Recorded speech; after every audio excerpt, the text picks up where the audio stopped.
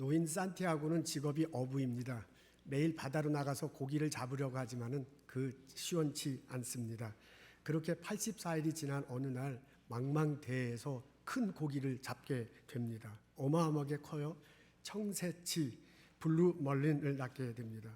너무나 커가지고요, 물고기를 잡아서 바로 배에 싣지 못했습니다. 오히려 그 물고기에 물고기를 막 이렇게 따라갈 수밖에 없었습니다. 그렇게 하룻밤과 하룻낮을 쫓아다니다가요, 나중에 둘째 날 새벽이 돼서야 비로소 간신히 그 물고기를 배에 묶을 수 있게 되었습니다. 항구로 배를 틉니다. 그때 복병이 나타나잖아요. 상어떼가 몰려왔어요. 그래서 노 끝에다가 칼을 묶어서, 그리고 그 칼로 막 상어떼와 싸우기 시작했습니다. 나중에 상어떼가 물러납니다. 근데 아쉽게도 고기의 반 이상이 그때 먹혀버리고 말았습니다. 드디어 항구에 도착했습니다. 도착해서 보니까 허탈하게도 물고기는 뼈만 남아 있습니다. 노인은 판잣집으로 돌아가 잠을 청합니다. 다음 날 아침이 됐어요. 항구에 정착한 배와 고기, 그 뼈다귀를 보고 마을 사람들이 놀라서 깜짝 놀라는 거야. 이렇게 큰 고기를 잡을 수 있다니. 어떤 사람은 상어를 잡았는가 보다 라고 그렇게 말하는 사람도 있었습니다.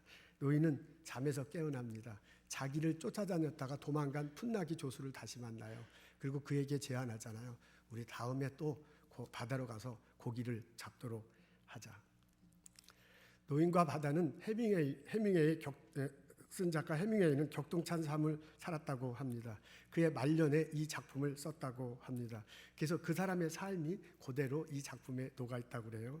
읽는 사람으로 하여금 인생을 뒤돌아보게 한다고 합니다.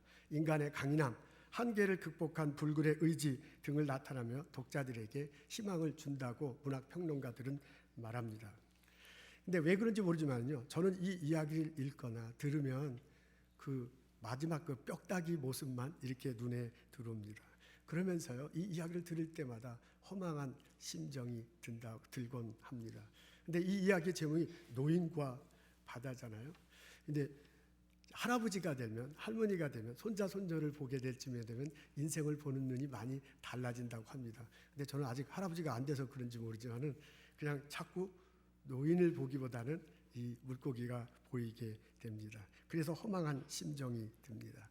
여러분들은 어떻습니까? 이 이야기를 들을 때, 이 이야기를 읽게 될 때 희망이 솟습니까? 아니면 허망한 심정이 듭니까? 해밍웨이는 이 작품을 자기가 쓴 글 중에서 가장 좋아했다고 합니다. 근데 불행하게도 그는 마지막에 자살로 삶을 마감합니다.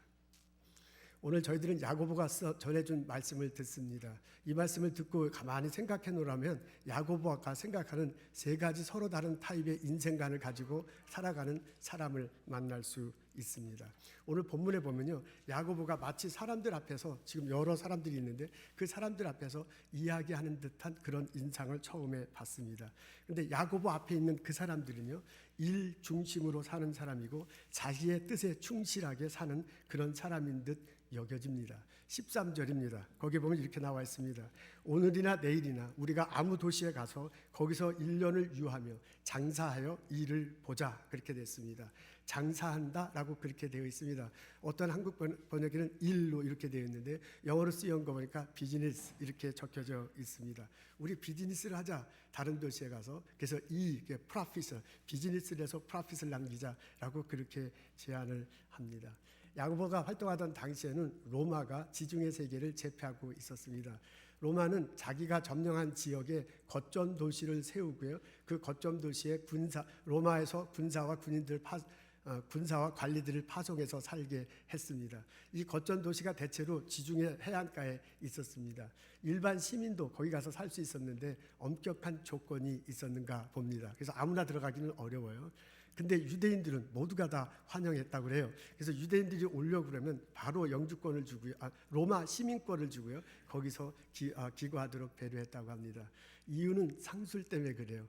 그분들이 워낙 비즈니스를 잘하니까 그 사람들이 기거한다는 얘기는 곧 무역이 생길 것이고 곧 거기가 상업이 발달하게 된다는 것을 의미하기 때문입니다. 그래서 실제로 그때 당시에 많은 유대인들이, 특히 젊은 유대인들이 도시가 하나 생기면 그 도시로 가가지고 바로 비즈니스를 해서 크게 성공하는 그런 케이스들이 있었다고 합니다. 이런 경우에 해당하는 사람들이 바로 야고보 앞에 있는 듯 여겨져요. 그 사람들에게 하는 말입니다.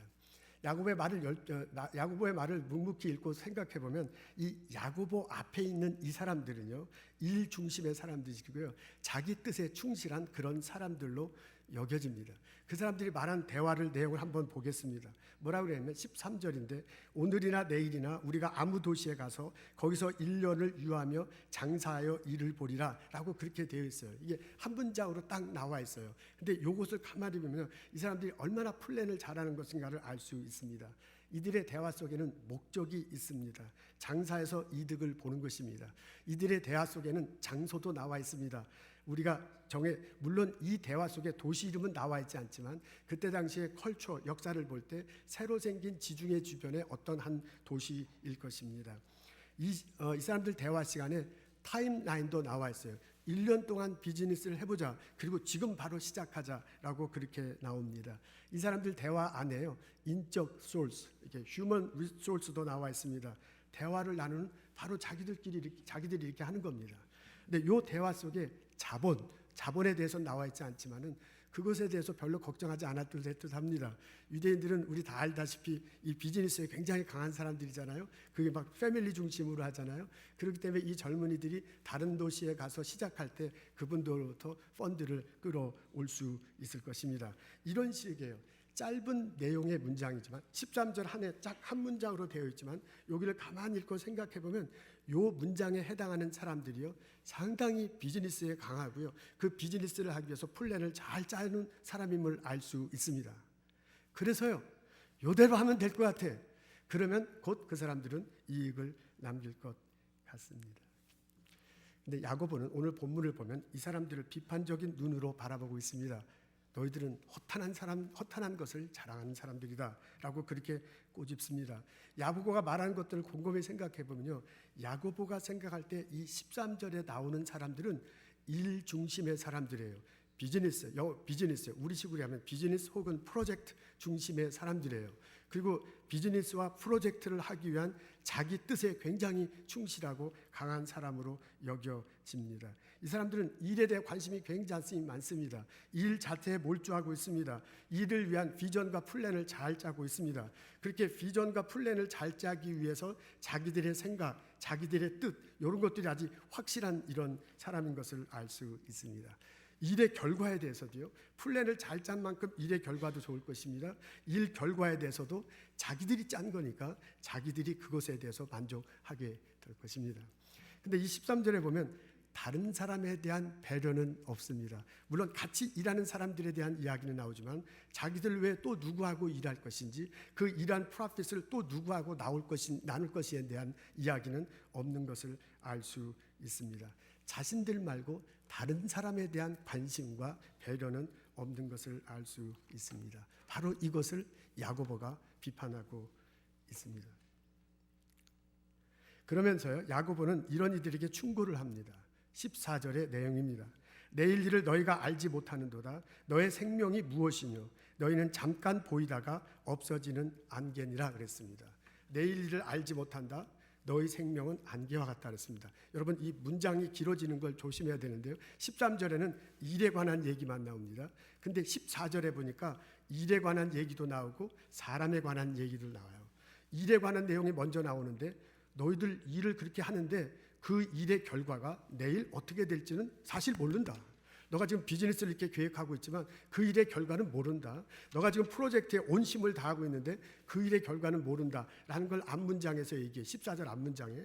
그리고 14절 뒷문장에서 뭐라고 하면 일에 대해서 모를 뿐만 아니라 그 일을 계획하고 그 일을 오거나이즈하고 그걸 프랙티스하는 너 자신의 운명에 대해서도 잘 모른다는 거예요. 라이프 생명, 다시 말해서 그 라이프와 생명을 누가 갖고 있어요? 그 사람이 갖고 있는 거잖아요.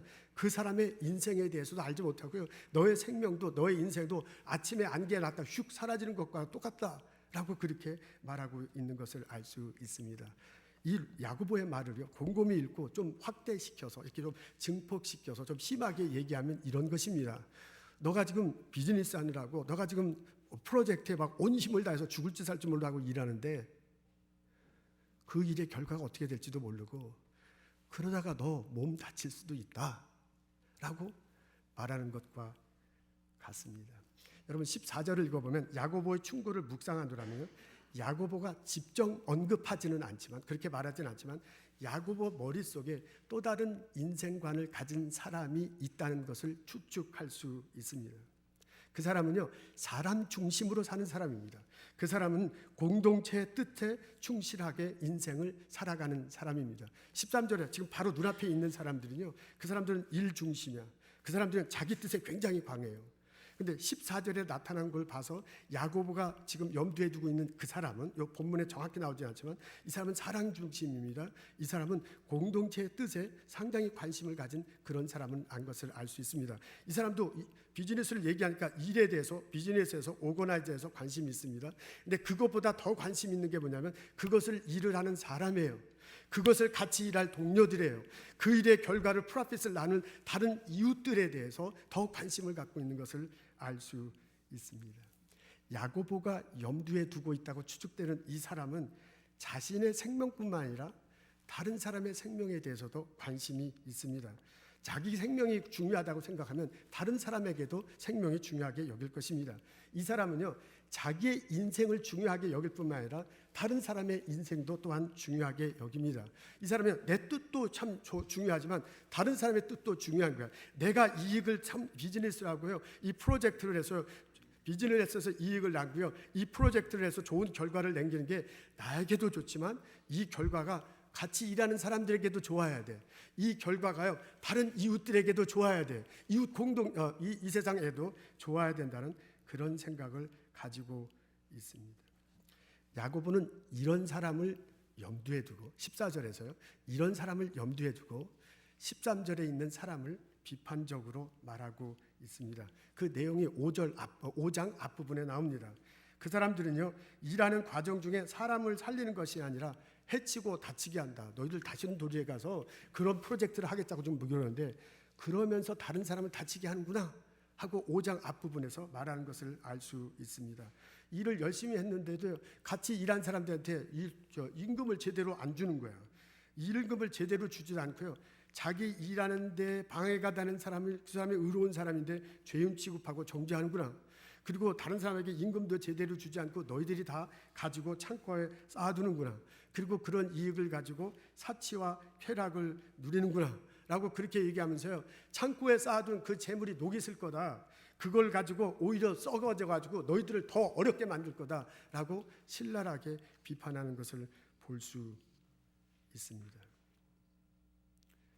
그러면서 야고보는 이 사람들에게 앞에 있는 사람들에게요 이런 제안을 합니다. 그게 15절입니다. 상반절에 이렇게 나와 있어요. 도리어 여러분은 이렇게 말해야 할 것입니다. 바로 앞에 있는 사람들은요 일 중심이고 자기 뜻에 강한 사람이에요. 그 사람들에게 비판하는데 이 야고보 마음속에 사람 중심이고 공동의 뜻을 가지고 있는 그런 사람을 염두에 두고 있어요. 그거 갖고는 안 된다. 요렇게 해야 된다라고 말하면서 이런 사람을 말하면서도요 이것 갖고는 부족해. 또 다른 사람을 말해주는데 그게 바로 15절에 언급된 사람입니다. 그 사람은 지금 앞에 나와 있는데 맨 밑에 있는 줄이 그것입니다. 우리 다 같이 한 목소리로 읽겠습니다. 주의 뜻이면 우리가 살기도 하고 이것저것을 하리라. 우리 다시 한번 큰 소리로 읽으면 어떻겠습니까? 시작. 주의 뜻이면 우리가 살기도 하고 이것저것을 하리라 라고 그렇게 되어 있습니다. 여러분 13절에 있는 사람은 이것저것을 하리라. 일에 대한 관심이 굉장히 많습니다. 근데 14절의 사람은 이것저것도 하는데 우리가 사는 것, 생명에 대한 관심이 있습니다. 사람에 대한 관심이 있어요. 근데 15절에 나오는 사람은 이것저것도 하고요. 우리가 사는 것, 다른 사람들에 대해서 관심이 있는데 더 큰 관심은 뭐냐면 하나님에 대한 관심입니다. 하나님의 뜻에 대한 관심을 갖고 있는 것을 알 수 있습니다. 이 사람도 비즈니스 합니다. 이 사람도 다른 사람과 더불어서 일합니다. 근데 이 15절에 나오는 사람은 하나님의 뜻을 먼저 묻고요. 하나님 뜻 안에서 사람을 생각하고요. 하나님 뜻 안에서 만난 그 사람들과 함께 프로젝트, 비즈니스를 하는 것을 알 수 있습니다. 그래서 이 사람은요, 비즈니스도 중요해.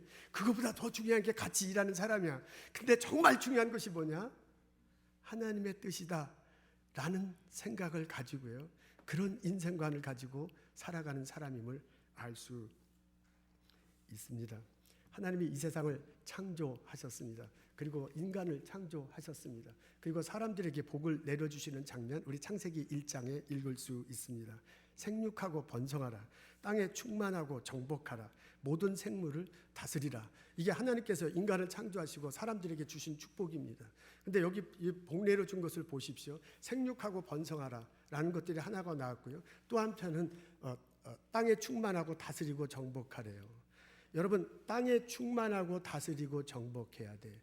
내 일터에서 정복하고 다스린다, 충만한다, 이게 또 막 너무 도전적이긴 하지만 거기서 활발하게 내 삶의 자리에서 활발하게 지금 살아가는 거잖아요. 그렇게 하기 위해서는 어떻게 해야 돼요? 내가 일을 해야 돼요. 내가 비즈니스를 해야 되고요. 내가 프로젝트를 해서 좋은 결과가 있어야 돼. 그래야 땅에 충만하고 내 일터에서 이것을 다스릴 수 있습니다. 근데 그거 전에 하나님께서 무엇을 얘기하냐면 생육하고 번성하라고 그래요. 생육하고 번성한다는 얘기는 라이프, 삶을 주는 거 아니에요. 그러면서 우리 한 남자와 한 여자를 놓고 거기서 결혼해서 아이를 낳고 그러면서 이렇게 점점점 벌어지는 거 아니에요. 생명에 대해서, 사람에 대해서, 인간에 대한 관심이 먼저예요. 그걸 하고 난 다음에 번성하라고 얘기했어요. 여러분, 이 순서가 굉장히 중요해요. 땅에 충만하고 다스려라 하기 전에요, 생육하고 번성하라고 했습니다. 근데 생육하라고 번성하기 하기 전에 무슨 일이 있었냐면 하나님께서 인간을 만들었다는 거예요. 내가 하나님에 의해서 창조됐다는 거예요. 나와 하나님과의 관계는 피조물과 창조주의 관계야. 그런 나에게 하나님께서 축복하신 게 뭐냐면 생육하고 번성하라, 땅에 충만하라는 거예요. 그렇다고 보면 창세기에 나타난 이 순서를 보면 이 복의 순서가 뭐냐면 내가 먼저 창조됐다는 것이고요, 그리고 난 다음에 나로 인해서 생육하고 번성해서 사람들이 살아난 거고요, 사람과 공동체를 이루어서 더불어 사는 거고요, 그리고 난 다음에 우리가 일해서 번성해가지고 이 땅을 다스리게 되는 것입니다. 여러분, 복 내리심에도 순서가 있습니다. 내가 하는 비즈니스, 내가 하는 프로젝트보다 더 소중한 게 사람들과 더불어 살아가는 것입니다. 근데 사람들과 더불어 살아가는 것보다 더 소중한 게 뭐냐면 나를 만드시고 나를 이 땅에 보시는 하나님 뜻, 그 하나님의 뜻을 헤아리는 것이다 라고 야고보가 말해주고 있습니다. 여러분, 비즈니스 하기 위해서요, 이것저것 하는 거 참 좋습니다. 그렇게 해야, 프로젝트를 열심히 하고 비즈니스를 해야 우리가 건강하고 생을 활력 있게 풍성하게 살 수 있습니다. 근데 그것만 갖고는 곤란하다, 그런 얘기입니다. 그 일을 하는 나, 그 일을 같이 하는 동료들, 그 일의 결과를 나누어 가질 이웃들을 생각해요. 이웃들의 생명도, 이웃 사람들의 이익도 공공하게 생각하고 그분들과 더불어 인생을 살아가야 된다 그럽니다. 다른 사람들을 염두에 둘 때, 그러면서 일할 때 나의 일에 효과가 있을 거고요, 내 인생에 의미가 있을 것입니다. 근데 그것만 가지고는 부족하다 그거예요. 나에게 일거리 주신 분, 나의 생명을 허락하신 분, 그 하나님을 기억하고 그 하나님 뜻에 따라서 살며 일해야 한다고 야고보가 우리들에게 알려주신 것입니다. 그것이 진리 안에 사는 것이다. 그때 정말 삶의 의미가 있는 것이다. 그때 정말 삶의 행복이 있는 것이다 라고 야고보가요, 우리들에게 알려주고 있습니다. 여러분, 어떻습니까? 나는 이민 1세대로 보스턴에 살아가고 있습니다. 우리 스몰 비즈니스를 합니다. 연구소에서 연구합니다. 학교에서 배우고 가르치고 있습니다. 회사에서 일합니다. 내가 여기서 이렇게 일하고요, 내가 가족들과 함께, 동료들과 함께, 이웃들과 함께 살아가고 있습니다. 근데 내가 여기서 이민 1세대로 살아가는데 나는 어떤 인생관을 가지고 살아가고 있습니까? 내가 하루 종일 내가 일주일 동안 살아가면서요, 온통 비즈니스만, 온통 내게 맡겨진 프로젝트, 요거 반드시 이루어야 돼. 내가 요거 성공해야 돼. 그거에 붙들려서 바등바등 살아가고 있지는 않습니까? 목사님 그렇게 말씀하지 마십시오. 그래도 나도 휴머니스트입니다. 나도요 다른 사람을 돌볼 줄 알고요, 다른 동료들 돌볼 줄 알고요, 내가 가르치는 학생들 존중하고요, 그 친구들과 같이 연구하고 있습니다. 좋습니다. 그렇게요 일에 몰두할 뿐만 아니라 다른 사람들과 더불어 사는 이익을 남기고 다른 사람과 더불어 사는 것 참 좋습니다. 그 다음에는 어떻게 합니까? 그 다음에 나의 일자리에 하나님이 계십니까? 나의 일터에 예수님의 가르침이 스며 있습니까? 내가 예수님의 심정으로 내게 가게 오는 손님들을 맞이합니까? 내가 예수님의 마음으로 학생들을 대하고 있습니까? 내가요 이 일의 결과를 통해서 하나님께 영광을 돌린다 라는 생각을 가지고 일하고 있습니까? 범사에 하나님을 인정하십시오. 나의 삶의 자리에서, 나의 세탁소에서, 나의 연구소에서, 나의 학교에서, 나의 직장에서 하나님이 나와 함께 하시다는 것을 고백하고 그 하나님이 나를 통해서 이루고 싶어 하는 것이 무엇인가를 분별하고 그것을 붙들며 살아가십시오. 너희 안에서 행하시는 이는 하나님이시니 자기의 기쁘신 뜻을 위하여 너희로 소원을 두고 행하게 하시려니 하십니다. 우리 안의 소원이 하나님의 기쁘신 뜻으로 나에게 주신 것일 수도 있습니다. 나의 소원과 하나님의 기쁘신 뜻이 맞는가를 분별하고요, 붙잡고 살아가야 할 필요가 있습니다. 사람이 마음으로 자기의 길을 계획할지라도 그 걸음을 인도하시는 자는 여호와 하나님이시라 했어요. 하나님의 뜻을 분별하고요, 이 하나님의 뜻을 붙들고 나의 삶의 자리에서 살아갈 때 그때 하나님이 나와 함께 하실 것입니다. 그런 삶을 사는 것이 의미 있는 삶이고요, 그 삶의 결과를 하나님께서 축복하실 것입니다. 그 삶의 결과로 내 주변에 있는 사람들의 생명이 살아나고 그 삶의 결과로 하나님께 영광을 돌리게 될 것입니다. 범사에 하나님을 인정하십시오. 성경을 읽으면서 깨달은 건데, 하나님은 우리들이 하나님 뜻대로 뜻을 바로 알고 그 하나님의 뜻을 붙들고 살아가기를 기다려 주십니다. 베드로 3년 동안 예수님과 함께 있었잖아요. 그 베드로가 막 얼마나 큰 소리 쳤습니까? 그런데 나중에 예수님 아냐고 물어볼 때 나 모른다고 그래요. 그리고 도망갔습니다.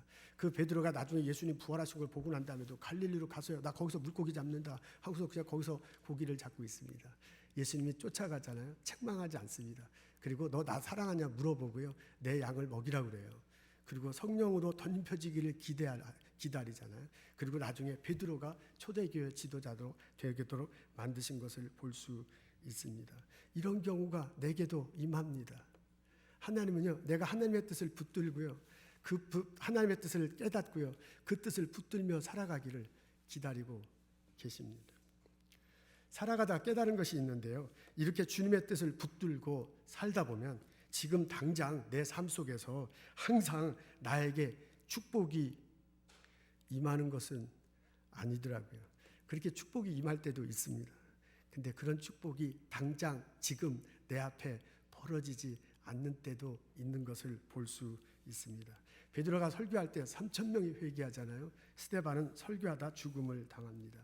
요셉이 애굽 총리가 돼서 애굽 사람들 다 살리잖아요. 그리고 막 가나안에 있는 막 식구들도 다 불러오는데, 그런 일이 있기 전까지는 수십 년 동안 고난과 고통의 시기를 지내야만 했습니다. 세례 요한은 광야에서 외치다 쓸쓸한 죽음을 맞이해요. 예수님 길 나 예비했다. 얼마나 멋있어요. 근데 감옥 속에서 목베임을 당하잖아요. 하나님 입장에서 볼 땐 참 영광이지만 우리 인간적인 눈으로 볼 때는 참 아쉬운 것이 있습니다. 이런 사례들이 나의 신앙생활에도 펼쳐지는 것을 경험합니다. 하나님의 뜻을 붙들고 살면 항상 지금 당장 눈앞에 그냥 축복이 임하면 참 좋겠지만은 그럴 때도 있고 그렇지 않을 때도 있는 것을 알 수 있습니다. 신앙생활하면서 경험한 것인데, 하나님은 때때로 내가 하나님 뜻대로 살지 않을 때 나로 하여금 하나님 뜻을 분별하고 그 하나님 뜻대로 살도록 몰아가시는 것을 경험할 수 있습니다. 요나는 하나님께서 부르셨잖아요. 너 니누에로 가라. 니누에가 어딥니까? 반대편으로 도망가. 근데 풍랑만다잖아요. 바닷속에 던져지잖아요. 큰 물고기 뱃속에 들어갔대요. 거기서 무릎 꿇고 기도합니다. 하나님 은혜를 구합니다. 나중에 나와서 니누에로 가는 것을 볼 수 있습니다. 결국은 하나님이 뜻을 주시고요. 내 마음속에요. 결국은 하나님이 그 하나님 뜻대로 나를 살아가도록 만들어가는 것을 볼 수 있어요. 근데 그 만들어짐을 당하는 것이 내 삶에서는 시련으로 다가올 때가 많고요. 내 삶 속에는 고통으로 다가올 때가 있어요. 이것이 성경에만 있는 게 아니라 나에게도 있는 것을 볼 수 있습니다. 그래서 예수님 뜻대로 사는 것이 쉽지 않아요. 예수님 뜻대로 사는 것이 어려워요. 정말 예수님 뜻대로 살면은 차라리 모르는 게 더 속이 편할 때도 많습니다. 하나님의 뜻을 묻고 그 하나님의 뜻을 붙들고 사는 삶을 포기하지 마십시오. 하나님은 나를 통해서 이 땅에 하나님 나라를 세우기를 원하고 예수 그리스도의 복음을 전하고요. 이 땅에서 하나님 나라가 시작되는 것을 원하십니다. 그 원하시기 때문에 내게 은사를 주셨습니다. 그 원하시기 때문에 지금 나의 삶의 자리에서 이런 일터를 주시고요. 나올 사람들을 만나게 하시고요. 이런 신앙을 갖게 했습니다. 하나님께 나아가는 자는 반드시 그가 계신 것과 그가 자기를 찾는 이들에게 상 주시는 이심을 믿어야 할지니라 그랬습니다. 하나님의 뜻이라는 큰 틀 안에서 나를 보시고요. 내 직장을 보고요. 내 재능을 보고요. 나의 주변에 있는 사람들을 보고 받아들이십시오. 그리고 그분들과 더불어 하나님의 뜻을 이루면서 살겠다는 마음을 가지고 비즈니스를 하시고 하나님의 뜻을 이루면서 당신들과 함께 살겠다는 마음으로 프로젝트를 수행하십시오. 그것이 의미 있는 삶입니다. 그것이 예수님의 생명을 전하는 삶입니다. 그것이 혹시 지금 당장은 축복으로 우리 눈앞에 오지 않을 수도 있지만은 언젠가는 상 주시님을 믿어야 한다고 한 그 말씀대로 우리가 그런 일이 벌어지게 될 것입니다. 내가 이렇게 살아갈 때 내 삶 속에 평안이 찾아옵니다. 이렇게 살 때 내 삶 속에 의미가 발견하게 됩니다. 혹시 내 삶 속에 정말 큰 물고기가 잡히더라도 그렇지 않고 뼈다귀가 남더라도 그거에 휘둘리지 않고요.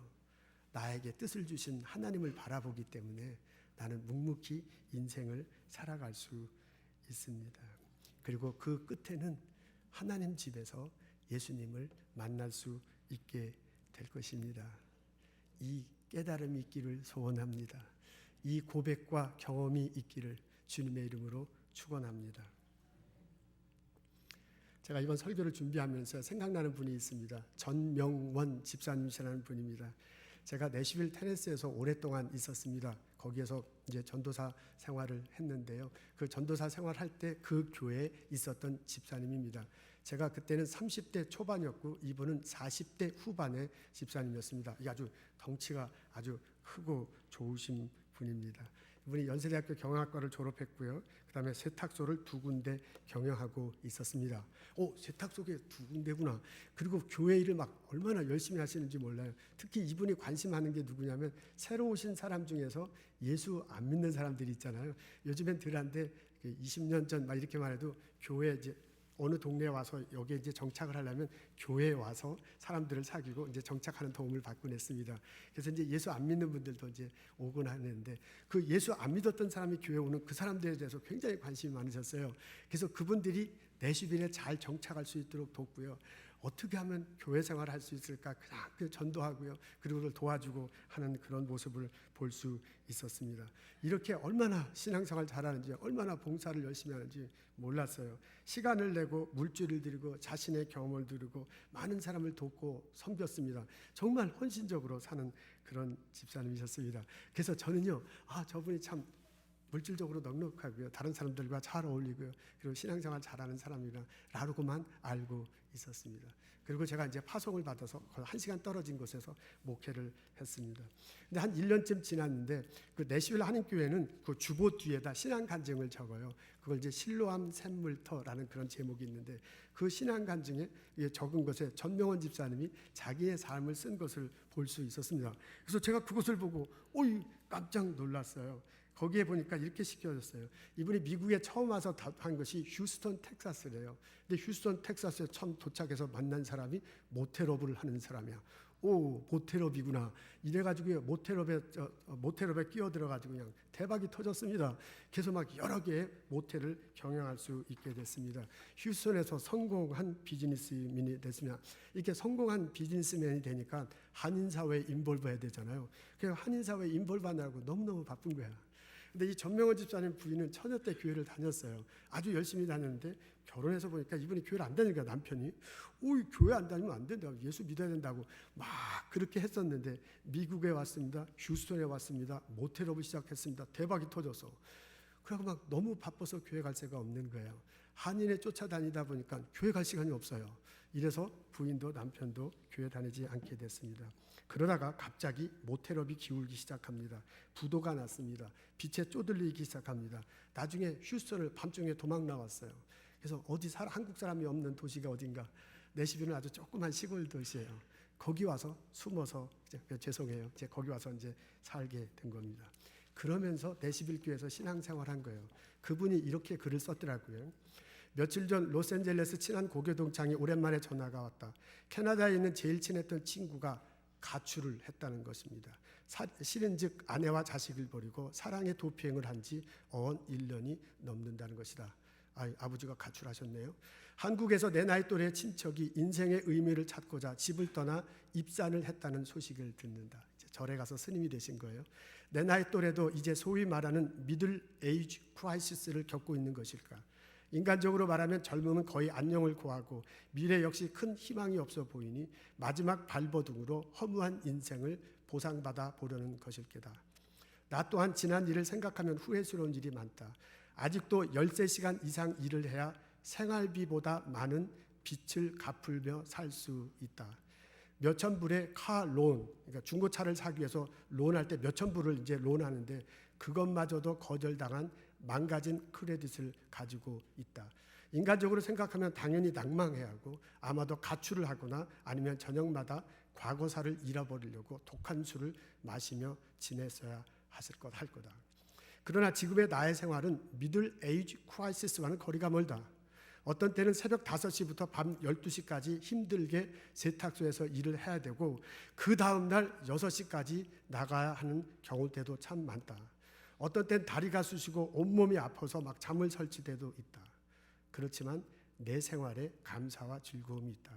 좋은 가정을 주신 것, 더없이 좋은 교회, 목사님 그리고 교우들을 주신 것은 분명 놀라운 축복이고 기쁨이다. 무엇보다 이 긴 시간을 일할 수 있도록 건강을 주신 하나님께 감사한다. 그제는 같이 일하던 미국 친구가 물었다. 무슨 바이탄을 먹기에 그렇게 일을 하고도 버티느냐? 그래서 내가 용기 있게 큰 소리치며 말했다. 내가 먹는 비타민은 비싼 게 아니라 싸다. 예수 비타민이다. 라고 그렇게 말했다. 주님, 제가 있는 모든 여건으로 인해 주님께 감사드립니다. 제가 받은 은혜가 족하다는 것을 깨달은 신앙을 허락하신 것을 감사드립니다. 제가 항상 주의 나라와 의를 먼저 구하도록 인도하옵소서. 내게 허락하신 것으로 다른 이들을 섬기고 하나님께 영광 돌리며 살게 하옵소서. 나의 삶의 자리에서 주님의 뜻을 구하고 그 주님의 뜻을 붙들고 사는 것이 의미 있는 삶입니다. 그것이요, 행복한 삶입니다. 그 삶의 과정과 결과의 풍성함이 혹시 지금은 없을지 모르지만은 언젠가 하나님께서 풍성함으로 채워 주십니다. 그렇게 살 때 혹시 내 삶이 풍성하지 못하더라도 내 마음속에 기쁨과 의미가 있습니다. 여러분 가정에 주님이 주인 되시고 그 주님의 뜻대로 살아가기를 원합니다. 여러분의 일터에, 여러분의 학교에, 여러분의 연구소에, 여러분의 직장에 예수 그리스도가 주인 되고요. 그분의 뜻을 구하고 그 뜻을 붙들며 살아가는 나와 여러분 되시기를 주님의 이름으로 축원합니다.